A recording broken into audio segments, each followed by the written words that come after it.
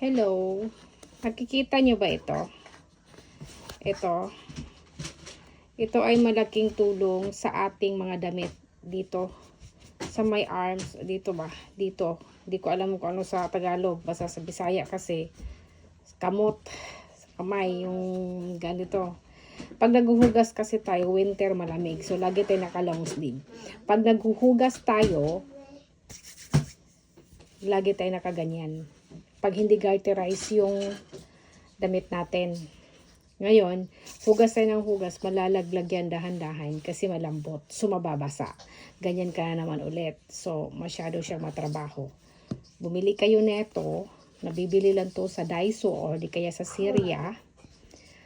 Isang set na yan. Tapos, pag naghugas kayo, ganyan na lang siya agad.